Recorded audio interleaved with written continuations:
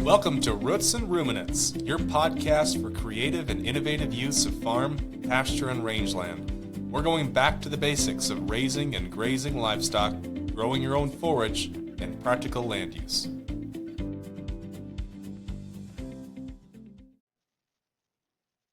All right, welcome back, everybody. We are at it again with another episode of Roots and Ruminants, coming at you with, actually, it's election day, so happy election day, everybody.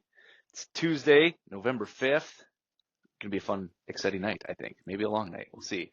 But we're sitting down with Karl Palmberg, and Karl's from Larchwood, Iowa, and I've known Karl for a long time, maybe as many years as I've worked here at Millborn and Renovo Seeds. So probably over a decade, and he's done many different things with his farm, with different grazing systems, and we're going to get into all of that. So, Karl, why don't you start by just giving us an introduction of who you are, where you're at, describe the landscape, and a little bit about your farming systems and how you got to where you are today. Okay. Yeah, my name's Karl. We farm by Larchwood, Iowa, right on the border with South Dakota. I grew up here. My dad and his family moved onto our farm in 1938, so we've been here for a while and grew up doing cow-calf and some finishing. Then I went to college, got a degree, and ended up joining the Air Force. Had an opportunity there, and so I was away from the farm for about 12 years, pursuing my Air Force career. And then I got a chance to do both at the same time. So I came back to the Air National Guard in Sioux Falls and started farming again. And that was about in 2010, 2012. And so started farming again and really looked at things from a fresh lens. That time away was probably good to help me kind of control, alt, delete my own mind. And so really took all the paradigms and everything that I thought to be true before and questioned it and kind of threw it against the wall to see if it broke or bounced off. And so now we have transitioned into what is kind of nebulously called a regenerative agriculture farm. And probably the focus that sets us apart or makes us a little bit unique is the focus on the interaction between our farming practices and human health. And so we're really pushing hard on the grass-fed beef and the particular qualities of that, not only that make it healthy, but also an enjoyable eating experience. And then making sure that we have clean water and air, and everything else is basically downstream from those.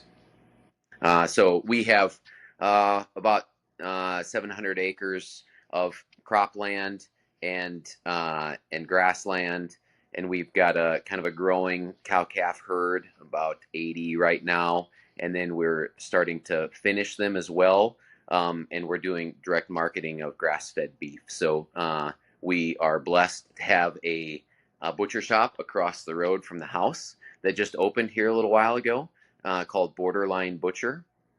And How convenient. so we have stuff butchered there, and we sell quarters and halves, and we do sell down to an eighth as well. Yeah. Okay. So let's talk through what that transition looked like when you came back to the farm, and were you farming with family at that time? And then, I mean, obviously you start to learn different things as you're, every year that you're planting something and you're growing calves.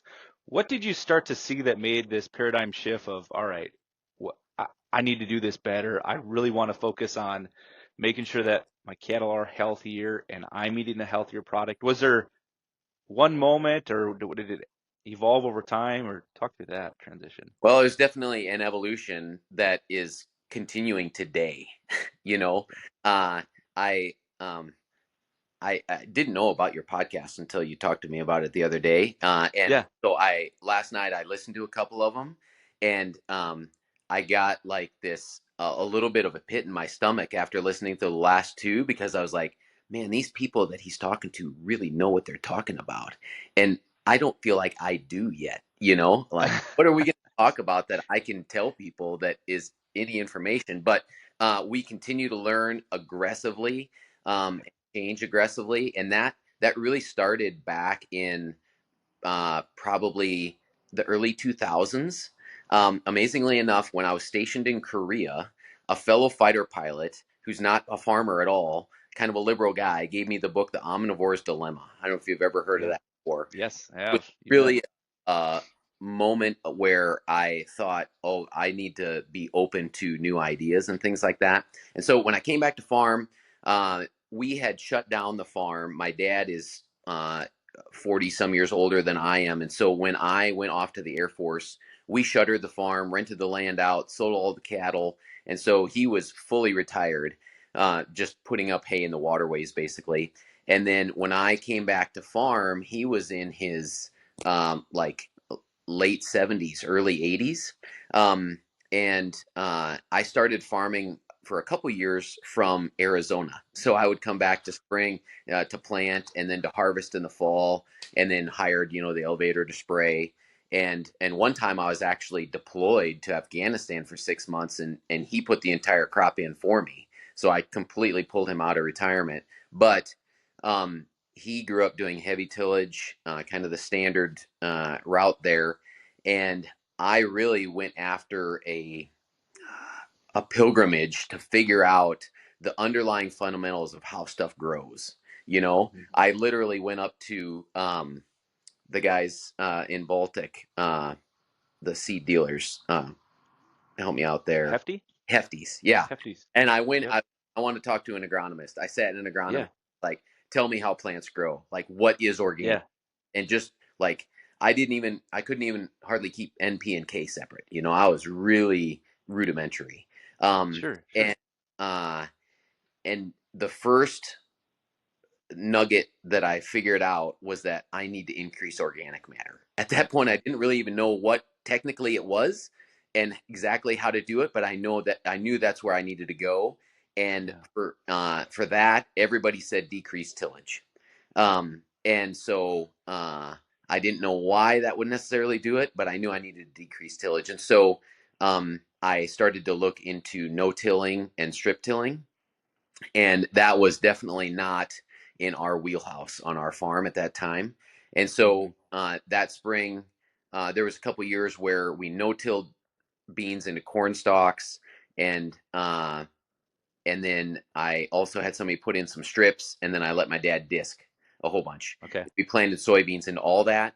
They yielded all about the same, and except there was less weeds in the stuff with less tillage, and that was the point where Dad said, "Okay, son, you got it." He completely handed me the keys, and he let me go, and let me fail at a bunch of stuff. And then the next kind of aha moment for me was we had that no-till beans. I strip-tilled corn the next year, and then we had no-till beans again, and that was in maybe 2014 or 15.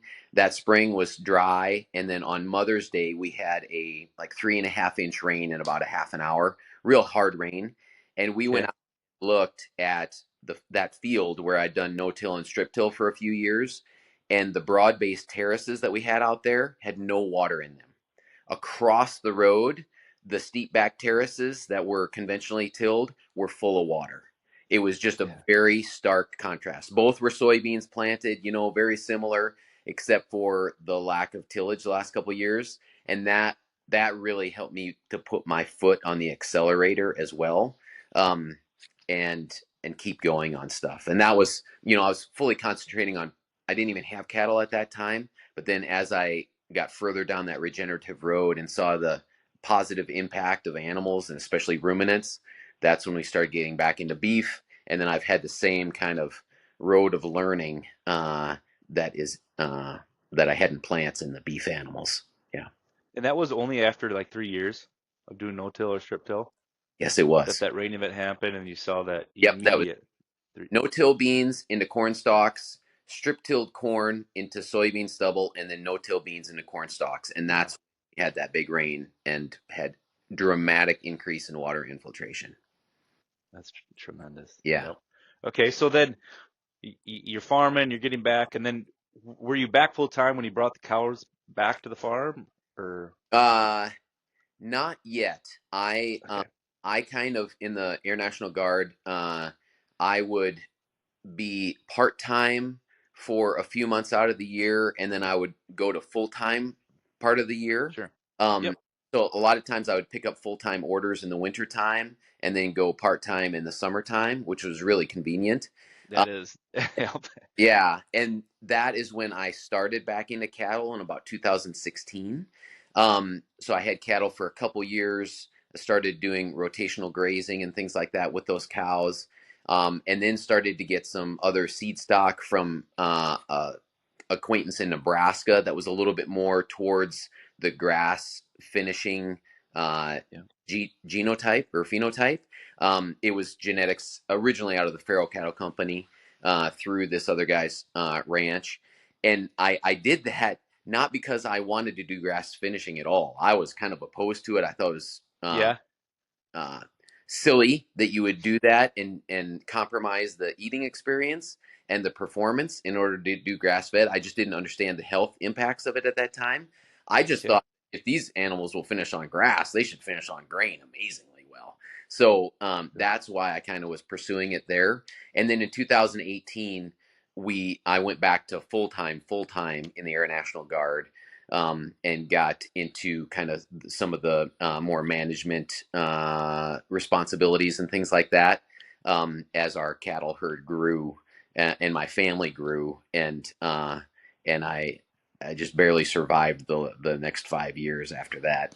But now I'm retired from the Air National Guard and I can concentrate and give the farm the attention that it deserves.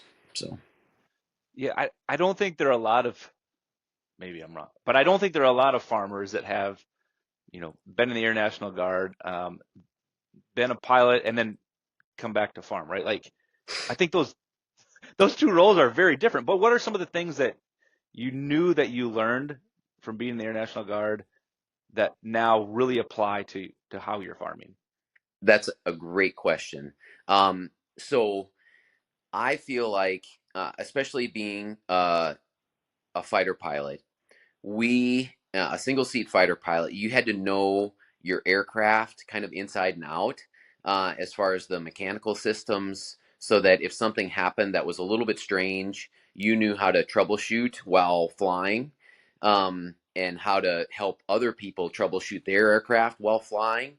You're kind of out there on your own a little bit sometimes if you don't have contact with folks on the ground, and stuff just happens fast sometimes. Yeah. um, and also, you need to know your weapons systems so that when you are in a unconventional situation in combat, which is basically all of combat, that you know how to make decisions that aren't necessarily pre-scripted in the books. And so that uh, the habit pattern of getting a new weapon system, tearing it down inside and out in your own mind, and being able to build it again, and just doing that repeatedly over my career as I learned different things, different aircraft, different weapon systems.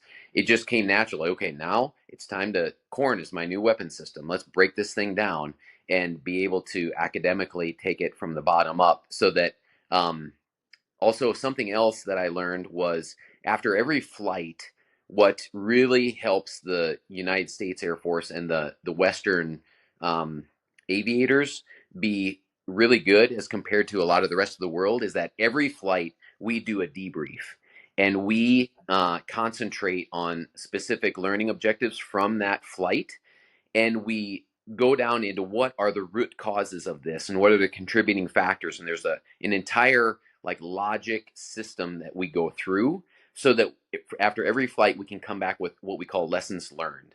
And the way I think about it is I want to look at the specifics of today's mission and come up with a generality that I can apply to the specifics of another mission. Because you're never going to have another mission just like you had today.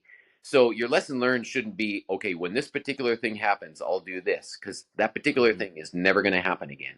But you need to use the specifics, and that's when I listen to podcasts and things like that. You know, the easy thing to do is like, oh, I want to do exactly what they're doing on my farm. Well, nobody's Sure. farm or ranch is the same, but I try to Yeah. listen to the Yeah. specifics of what they're doing to get the overall concept that I can then apply to the specifics of my farm. So those two things, building weapon systems and then doing the lessons learned process, have really, I The think, helped. debrief. Yeah. Yeah, that, like just thinking through how we started this podcast and your journey to where you are right now in your farming career.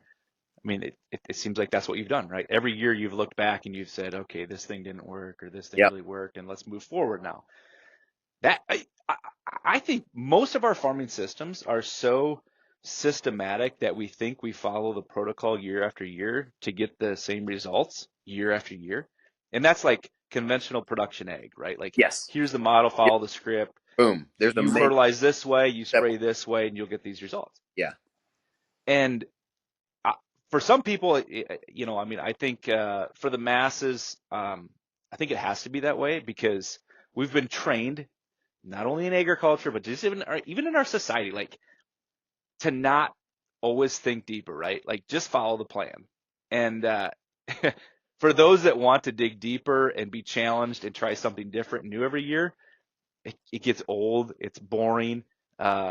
It's maybe not the outcomes, or maybe we're not even just, maybe we're not doing things environmentally that we believe in. So you have to actually dig in deeper, do these debriefs, learn more, Yep. try it again. Yeah. Yeah. Yep. I agree. So you touched on just a little bit when you found these genetics that you knew would be able to finish on grass, and you brought them back in, and you're finishing them on grain. What were some of the things that you started to do differently with your farming practices to grow them cattle, to manage them different, and then transition from grain finishing to where you are now with grass finishing? Yep. So one of the first things that I was doing is I was trying to figure out how to cut out a lot of the harvest costs and harvest inefficiencies. And that's where I talked with you probably almost first about intercropping a bunch of different stuff into standing corn and grazing my cattle through standing corn. Um, and so I did that for a couple years, kind of just on an experimental scope. Um, all I had was kind of a small herd, so it was my whole herd, but it was still not significant as far as income or acreage on my farm. And I uh I kind of backed into the grass finishing, and I was herded there by my own research into human health, Sure. and really recognizing the detriments of seed oils and omega-6 fatty acids and some of those things on human health. That is really what drove me towards grass finishing. And then once I recognized that, then I was like, well, okay, now how do I do this so that it's not just healthy, it's also a good eating experience. And so that's the pilgrimage that I'm on now, where looking for higher energy. It's easy to get enough protein to finish these things compared to energy. Yeah. How do I get energy into these animals um, at a price that's not going to break the bank? And so I think I'm doing okay at getting energy into them, but it's still pretty expensive for what I'm doing. But we are starting to get now more consistent, high quality results. Although we still have definitely genetics plays a factor in it. A Yeah. great example of that is the last three animals that I took in. Uh, Two of them, they were like, these are amazing. They were about 2 year old steers, little over 2 year old steers. Two of them, they said looked. One of them, he said, looked like a feedlot animal as far as Okay. fat cap, marbling, Marbly and things like that. Just really good. One of them, they were like, it was lean, it smelled gamey, and I'd been standing next to the other two for the past year, right? And eating dairy quality alfalfa is kind of what I was finishing them on, and that, the eating experience of that, then the hamburger is fine, but the steaks tasted fine, but the fat on the steaks did not taste fine. It tasted very sure. gamey and pungent, kind of. And so Yeah. that's so there's still some genetics that I'll have to work through with my herd, but our management is now getting us to at least the 90% range of having like, we want it to be steakhouse quality and healthy enough to be considered medicine. It's kind of Heck yeah. for our grass-fed beef. Love that statement. Yeah. So what are the forages you're using to bump your energy levels? Good question. So the first one that I had when I went full time in the Air National Guard as a survival technique, we planted all of our row crop ground alfalfa. And that was Okay. purely because there's a great guy here named Dan Funky who does a bunch of, he's like a forage geek and just an Yeah. amazing resource. It's a And great alfalfa producer. yeah, he's like one of the leaders in the nation, you know?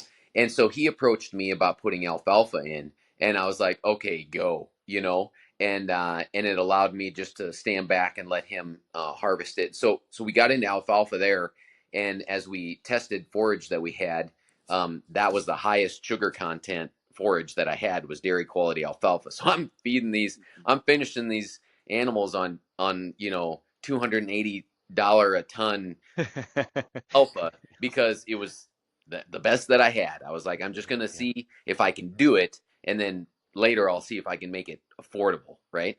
And so that was the first round. Now this round that is we're just starting on, as my alfalfa has started to age out, uh, I last fall spiked in winter rye into a thinning alfalfa stand after the fifth cutting.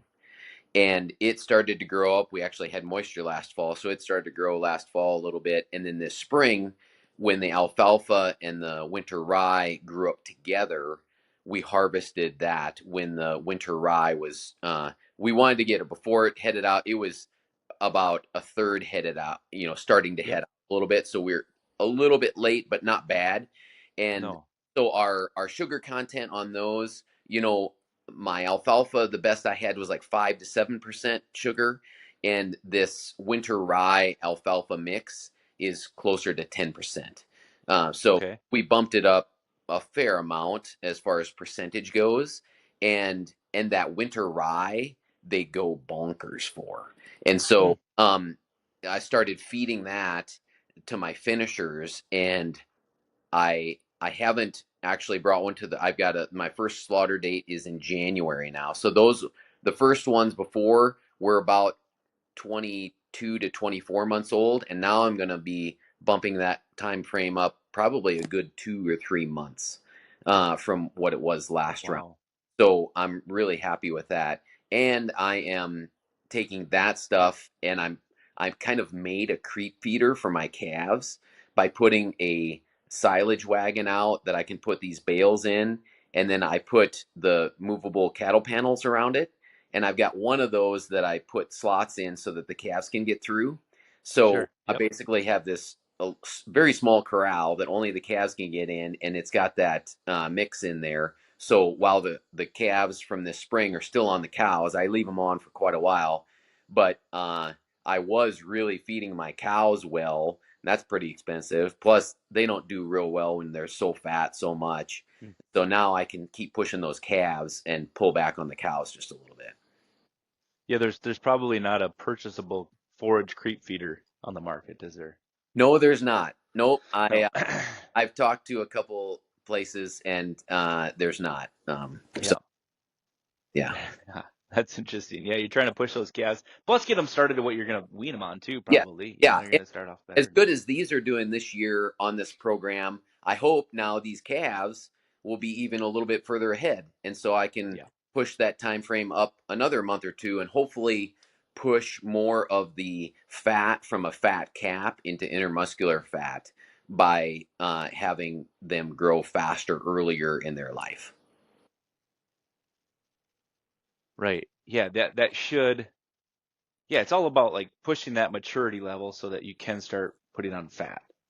Right. Like Yeah, and get that you versus growing them longer with higher protein and less energy. If you can start getting the sugars in the plants to bump your energy, start laying in fat, you should have higher marbling critter. yeah, and this is something that you probably understand better than I do, but um, from the few of the I don't know if they're all necessarily grass finishers, but forage finishers, you want these animals to be putting on at least 1.7 pounds per day so that they can kind of build the structure within their muscles to put the fat into later.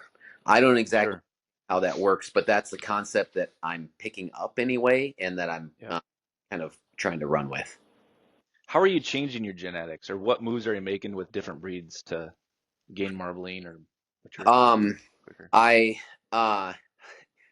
your podcast 2 things ago, a bunch of genetics, a lot of stuff. Yeah, Wow, it this was, wasn't talking about way more than I do. I don't have like 800 bulls to choose from, it?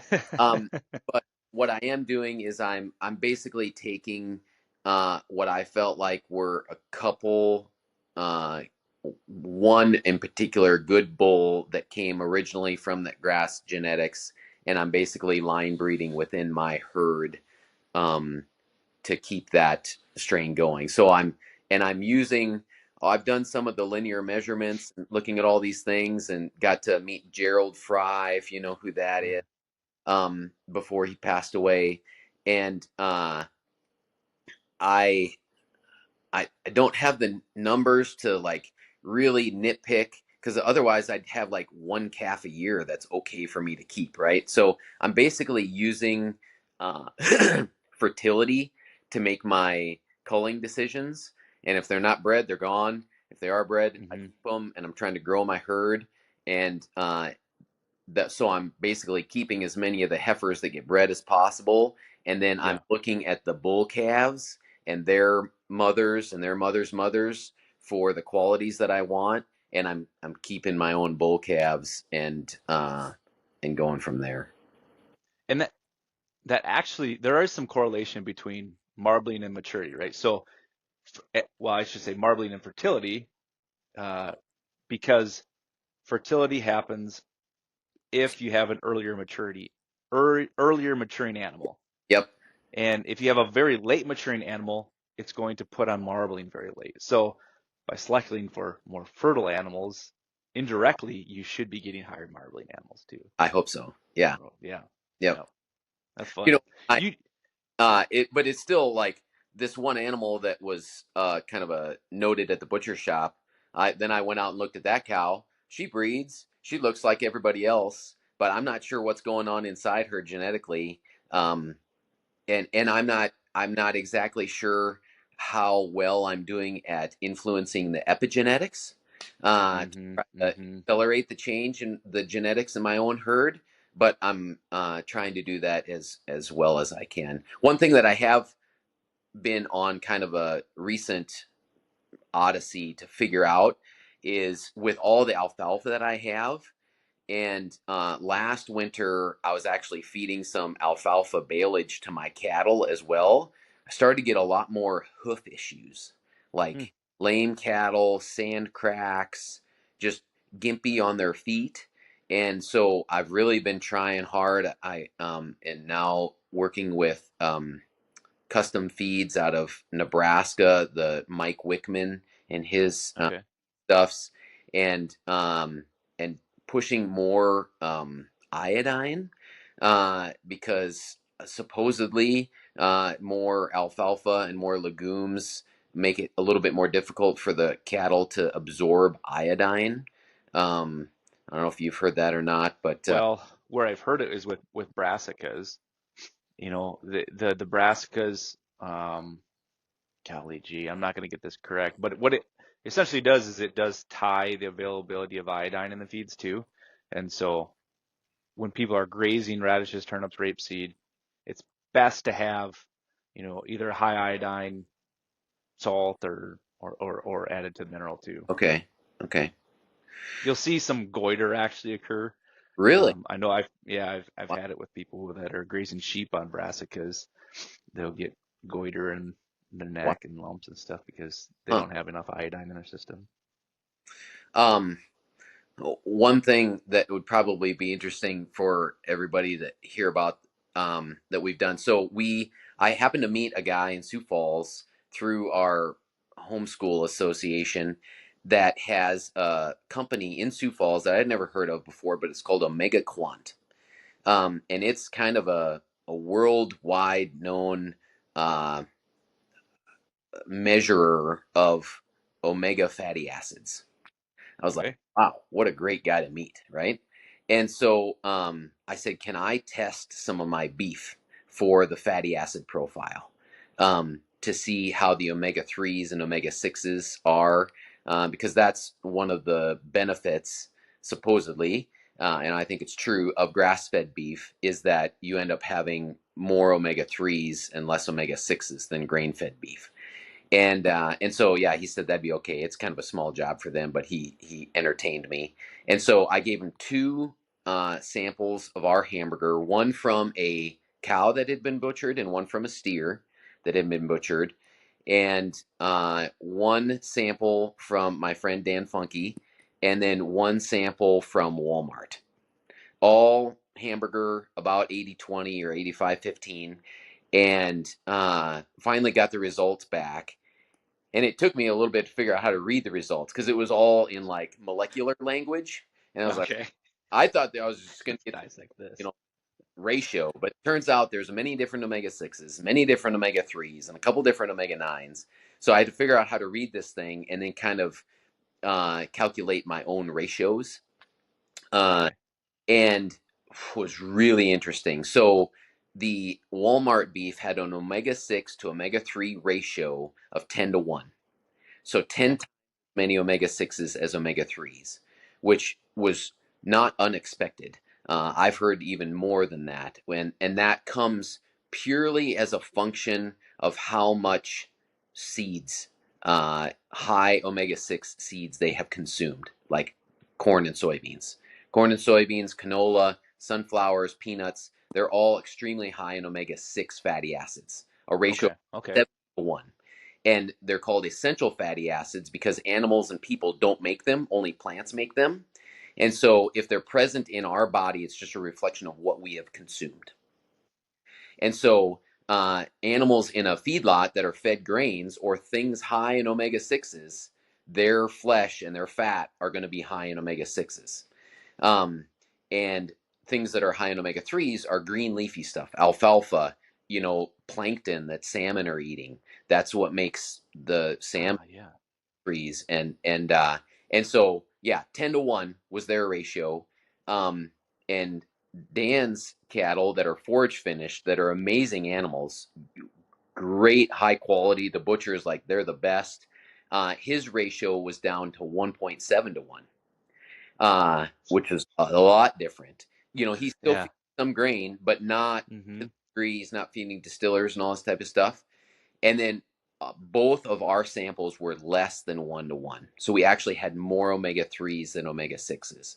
And Yeah. then when I looked at the numbers, it was really even more stark, or it really lent credence to the idea or the hypothesis that these omega-6s are coming from the corn and soybeans that you're consuming, because Dan's omega-6s were almost as high as Walmart's, but his omega-3s were almost as high as mine because Right. he's feeding good Everything is forage plus he's Yep. feeding grain. So he's getting omega-3s and omega-6s, and I'm getting, about the same of each, but more omega-3s and less omega-6s comparatively to what he is. And so it's just, boy, it is a reflection of what you feed these animals as far as the omega-3 and omega-6 ratio in each of those. That So is incredible. that was really interesting and confirmatory to me, of what we're doing, and that it does have a positive impact if you feel like that has a positive impact on human health, which I'm confident it does. And I don't think there's any scientific literature that would argue with that. And what is it with the high omega sixes with in nuts and oils and stuff? Yep. Talk through the negative of Okay. those. Yeah. So there's so omega-6s and omega-3s are both unsaturated fat. And saturated fat on the other side is obviously saturated fat. That has been incorrectly, in my estimation, construed as the bad guy. Saturated fat is actually good. And we need saturated fat and cholesterol for our brains to work and for all kinds of different stuff, for our kids to develop. There's just a ton of benefits of saturated fat. And we were sold a complete fallacy, I believe, starting in about the 1940s and 1950s regarding that, which led to the low fat, no fat craze, which has promptly made us really, really fat. Yeah. and really, really unhealthy. Um, so that's saturated versus unsaturated fat. Amongst the unsaturated fats, you have different um, unsaturated fats, omega 3s, omega 6s, omega 9s, and that all has to do with where the double carbon bonds are in this polyunsaturated uh, carbon chain. Okay. And starting in 1865, or just after the Civil War, is when we started to, as a Western society, get any seed oils into our diet. Before that, we basically had none. After that, then we had cottonseed oil, where they had a bunch of cotton seeds, and they're like, what are we going to do with this? Well, Mm-hmm. we're not burning it up in lamps enough. Let's try to get people to consume it. So cottonseed oil, and then all kinds of other oils came onto the market after that. Shortly after the turn of the century, 1900, Crisco came, where they hydrogenated it and made it and put bleach in it to make it look like lard. And so we started this transition from animal-based fats, which have a lot of saturated fat, to seed oil fats, which have a lot of unsaturated fat, specifically the omega-6 fatty acids in there. So seed oils, for some reason, I'm not sure why, seeds are extremely high in omega-6 fatty acids. Our body needs both. They're called essential fatty acids. We need both. We need omega 6s and we need omega 3s. And I think we actually need slightly more omega 6s than we need omega 3s. But because our diet has gone from basically 0% calories from seed oils in 1866 to currently the average Western diet, our calories come about 30% from seed oils. 30%. Like, think about the change in our diet. I don't think a change in diet has ever happened in humanity before that has been that drastic. To go from 0 to 30%, like an almost infinite percentage change. And with that has come all kinds of chronic disease. There really wasn't any mention of even heart attacks in the scientific literature before like 1900. Like, it just didn't happen. And a lot of the indigenous people groups that don't have these seed oils, they don't have heart attacks. They don't have dementia. Their teeth are all straight and non-impacted. They don't have macular degenerations. There's just a whole strain or a whole chain of chronic human disease that goes right along. It follows the increase in seed oil consumption much closer than it follows the consumption of sugar, actually. Not that I think eating a lot of sugar is bad, but our consumption of sugar since like 2000 has kind of plateaued or maybe even gone down slightly. But our seed oil has continued to go up, and our chronic disease and our obesity and diabetes have all continued right with that same kind of trajectory and even accelerated. So I am logically and scientifically convinced that seed oils are bad, not because they're from seeds, but because they have that high level of omega-6 fatty acids. And when we fry stuff in corn oil, we just soak it up. Like soybean or French fries, chicken nuggets, you're just drinking omega-6 fatty acids like crazy when you consume those. And so everything that we can do to get something that is has a good ratio. And it's not just about increasing your omega 3s to kind of counteract the omega 6s that you have. Because if you take like an omega 3 supplement and do a bunch of that, the research on that is very inconclusive. Like, some people do well on it, some people don't. The best thing that you can do, I'm convinced, is eat stuff that has a good ratio. And the most healthy ratio for you is about that 1-to-1, where you get the good salmon, the grass-fed beef. I think those are two of the best things that you can eat. And even like organic chicken and organic pork, if they're fed a whole lot of grains, I think that grass-fed beef are healthier than those, just because of that omega-6 and omega-3 ratio that is really tough to get when you're feeding those monogastric animals such a high degree of seeds. Yeah, that makes complete sense.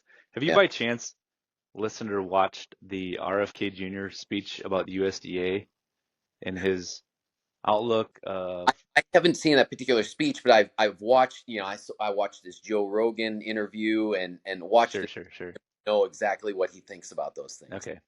Yeah, I mean, basically, he's standing in front of U.S. Department of Agriculture Okay. saying, if I get to be in Trump's candidate or Yep. cabinet, here's what we're going to focus on, and it's human health and relating that back to our farming practices, Okay. and kind of toes into talking about egg policy just a little bit, and how egg policy has really dictated how we farm and what we farm, Okay.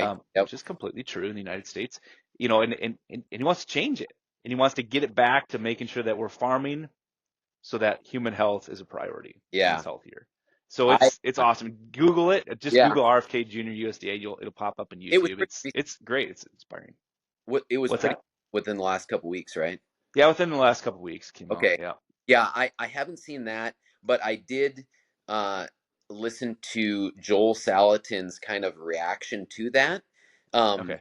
and so I really appreciate a lot of the conversations that RFK Jr. is bringing to kind of the general public. I don't Yeah. necessarily agree with his government centric uh, solutions to those For processes. sure. Yeah. Yeah. So Me I too. agree with his destination, and I don't know Yeah. if I exactly agree with the route that he takes to get there. Yeah, Yeah. Yep. 100%.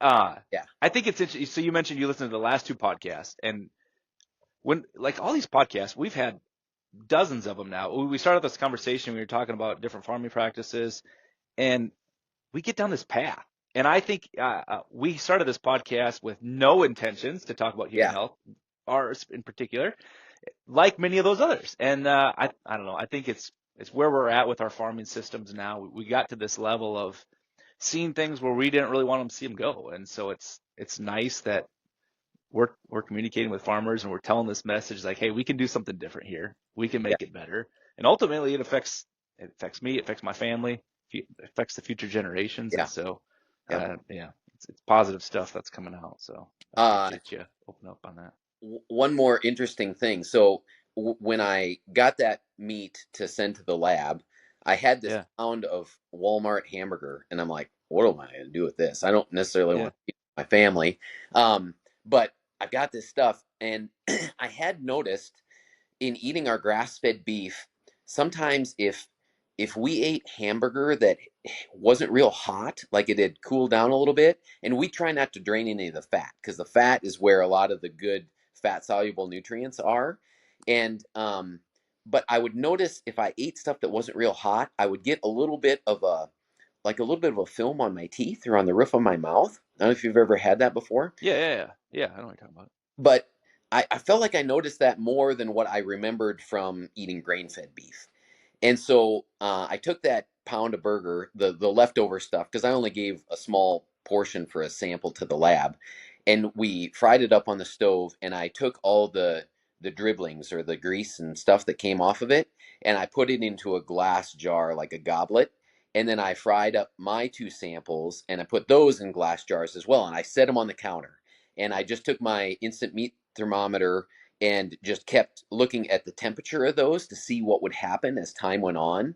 And it was really interesting. So, like I suspected, the grass fed fat started to congeal and set up at about just over 100 degrees. So, Okay.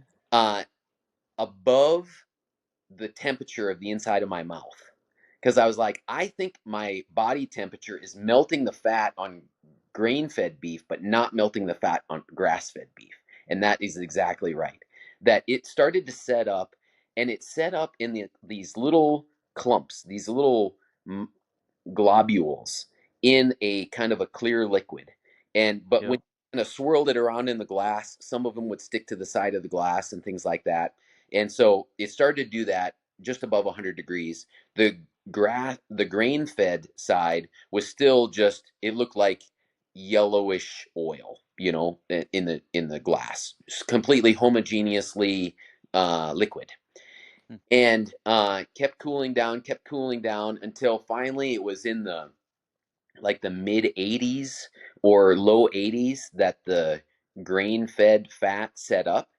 And when it set up, it didn't do so at all the same way that the grass-fed stuff did. It set up like ice on a pond. Like when it set up, it was one smooth layer, and you could tip the glass upside down, and it didn't move a bit. And the grass-fed stuff still looked the same. It still had the clumps, but you could still swirl it around, and it was still in like this clear liquid that was not set up at all. I put them in the fridge, and I still couldn't get the grass-fed stuff. Still was like this. Maybe I could have kept it in the fridge. I only took it down to like 70 some degrees or something like that. But Yeah. I, I don't know exactly what that told me, other than I think there's a higher percentage of saturated fat in the grass-fed stuff, which is completely the opposite of what ChatGPT tells you is going to happen, which tells you, I just think there's bad information that goes into some of those AI platforms. Yeah. But otherwise, I don't have a whole lot of definitive things that I can say, other than I can say definitively, without a question, it's different. Yeah. Like the fat is different. It does make a difference. So, Yep. Yep. Oh, that's really, really cool. So one of the things that we've done on the podcast is play a game called Graze It, Harvest It, or Rent It Out. okay, yeah, like So what we do, yeah, or whatever, yeah, yep. So here's the scenarios, okay, or here's the time. Okay, we're gonna say it's July 4th, all right, middle of summer, and you've got 3 fields, and you have to choose which one you want to graze, which one you want to harvest. So you can harvest it for silage, you can hay it, or you're gonna punt, you're gonna rent it out, right? Like it's a disaster, or maybe it has the most value and you want to rent it out. okay, People go different ways. Okay, so here's your 3 fields on the 4th of July. And this is pretty relative to you because I look back on some of the history of things you've done, yeah, and these are all 3 things you planted. Okay. All right. So you've got a cornfield interseeded with cover crop. okay, You've got a field of optigraze, and you've got a field of triticale on July 4th. okay. Which one are you going to graze? Which one will you harvest? And which one will you rent out? I have to do one of each. Yes. Okay. Yep. Has the corn? What stage is the corn at? So I would say it's probably chest high.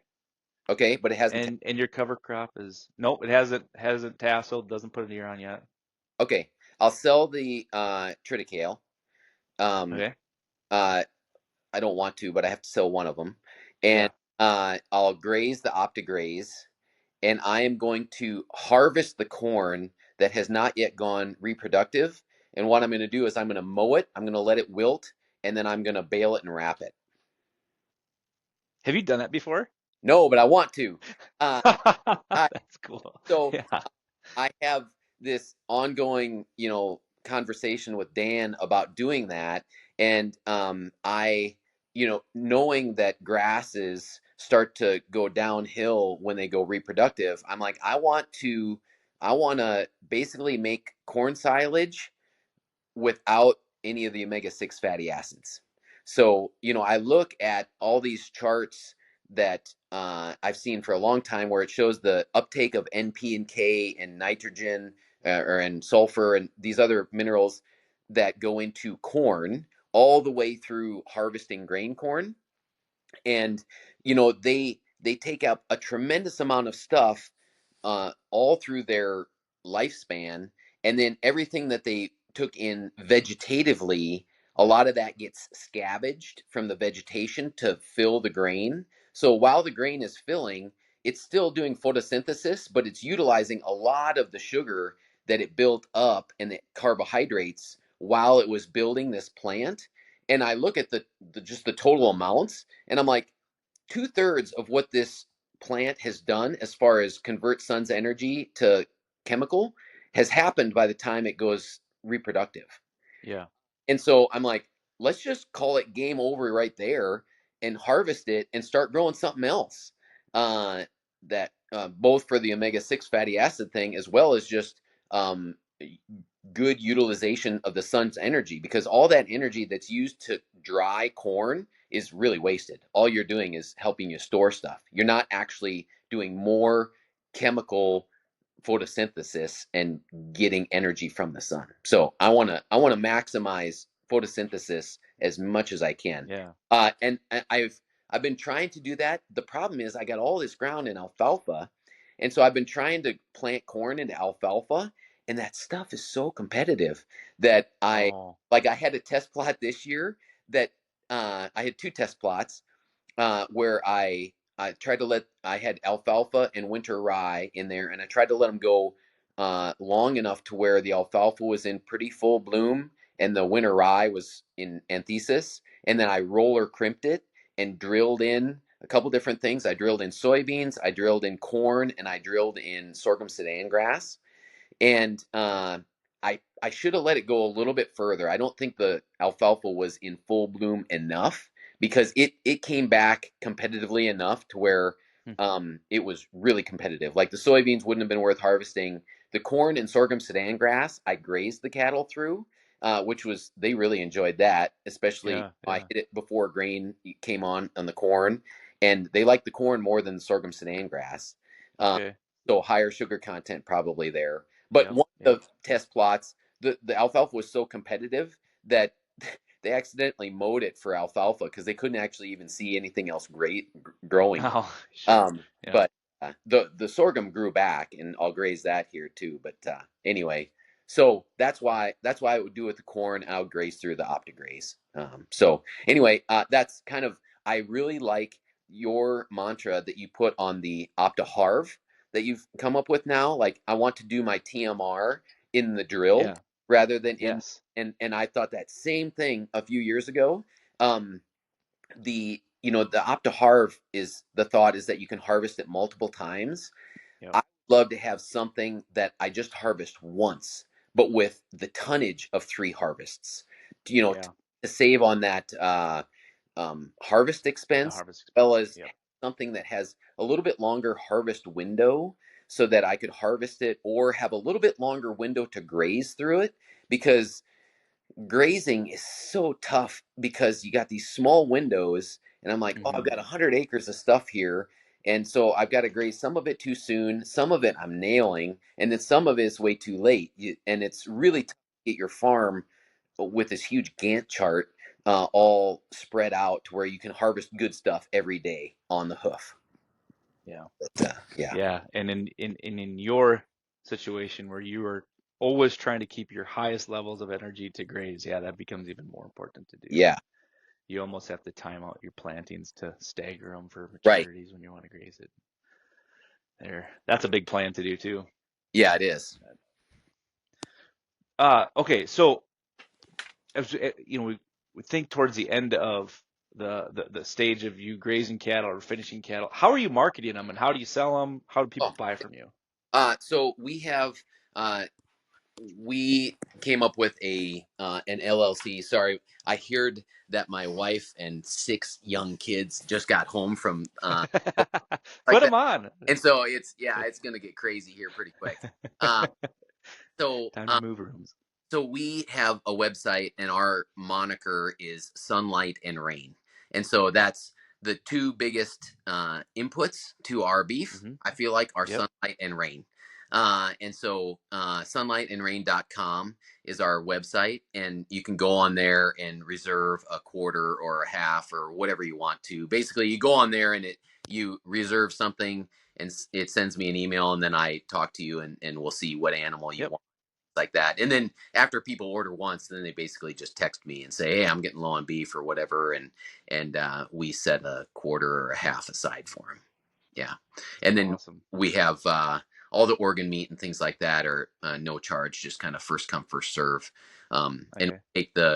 we get the fat as well. Oh man, beef tallow. Once you render that and then you start cooking with that, that is the real deal, man. That is, oh wow, that's like McDonald's French fries used to be. Uh, Yeah, you'll never buy a bottle of canola oil again once you no, have rendered tallow on hand to fry with. right, yeah. Yeah, So yeah, that's a lot of fun. it's good stuff. Perfect. Well, I really appreciate this. This has been enlightening and fantastic. We went down paths I didn't think we'd cover, and it's all been excellent. Is there anything that we didn't touch on that you thought you wanted to, or? I don't think so. I appreciate what you have done in your career and doing this podcast and a lot of the innovative things that you're doing. And so, yeah, I just am looking forward to every day, partnering with you and other folks. I definitely feel like the sphere of agriculture that we are in is definitely more collaborative than Yeah. competitive with, like, if somebody else 10 miles down the road from me is doing grass finishing, I'm not competing with him. Like, we're trying to help each other out to push each other to be as good as we can be. Just like you and Yeah. another cover crop dealer are. Yeah. There's plenty of demand to go around, and we need to, like, as farmers and doctors need to be our best human nutritionists, you know, because that's where human flourishing is really bolstered by what we eat and our healthcare. And those two spheres have been really, really bad at that. So I'm not a doctor, but I care of the other sphere or influence the other sphere. So I really appreciate Yeah. you pushing on that, and we'll continue to do that too. Yeah. I love it. I love it. Well, this has been fantastic. Certainly a treat to sit down with you and have this conversation. I learned a ton, so I really appreciate your insight, and I appreciate your attention to detail in farming. I think that that's probably your biggest strength. You talked about how being a fighter pilot related to your strengths in farming, and you can see that and you can hear it in the conversation. So it's much Yeah. appreciated. So Thank you, Jeff. thanks again. All right, we'll Hey. catch you later. See ya. Well, we hope you enjoyed another episode of the Roots and Ruminants podcast. Let us know what you thought of it. You can follow us on Instagram, Facebook, Twitter, all those social media things. And, if you ever have any questions, just give us a call. We've got a toll-free number here at 888-498-7333. Be glad to hear from you. Thank you.